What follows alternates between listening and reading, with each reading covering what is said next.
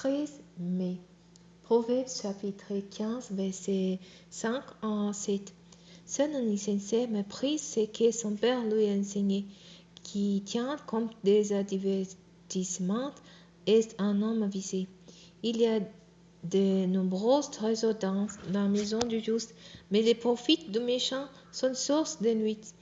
Les lèvres des sages répandent les savoirs, mais il n'en est pas ainsi doux cœur des insensés.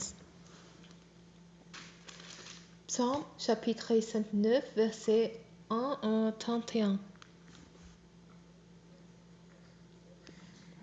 Au chef de cœur, psaume de David. Dieu, toi que j'ai loué, ne reste pas silencieuse, car des gens méchants ouvrant contre moi la bouche empreinte de tromperies, et ils tiennent contre moi des propos menteurs. Ils m'entourent des paroles qui la inspirent. Sans cause, ils me font la guerre. Pour prise de mon amitié, ils m'ont accusé, tandis que moi, je suis un frère. Ils me font du mal pour le bien que je leur fais, et mon amitié est payée de haine. Soumettez-les à un méchant.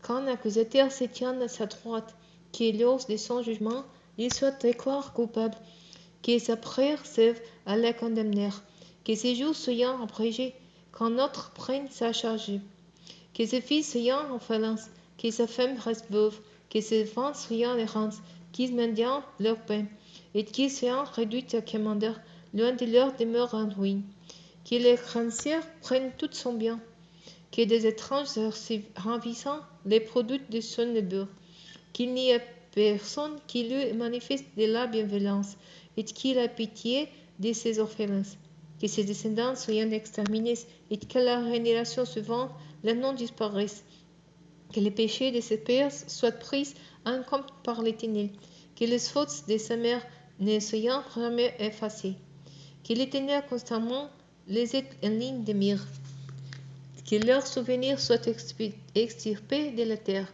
car cet homme ne sait jamais appliqué à agir avec bonté, et il a persécuté les pauvres, les démunis, l'homme à encore blessé, jusqu'à les faire mourir.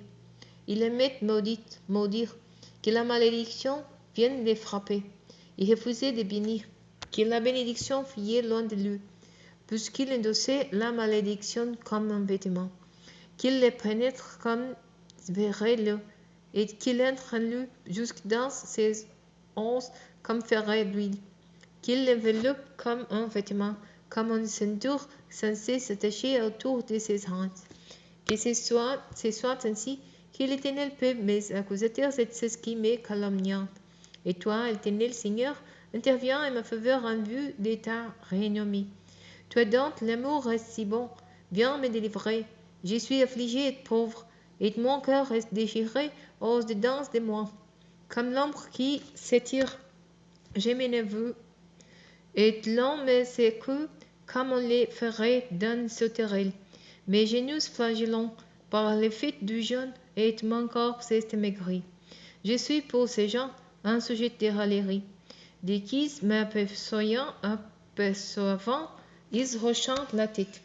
L'Éternel, mon Dieu, sauve-moi de ton amour, que mes ennemis puissent reconnaître que c'est toi seul, l'Éternel, toi seul qui as fait cela. Ils peuvent maudire, toi, tu béniras. Ils se dressent contre moi, ils seront couverts de honte.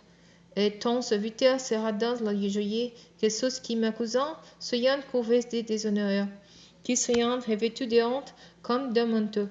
Je célébrerai l'Éternel à pleine voix, et je glorifierai parmi les foules nombreuses, car il se tient aux côtés du pauvre, pour le délivrer de ceux qui l'assignent en justice.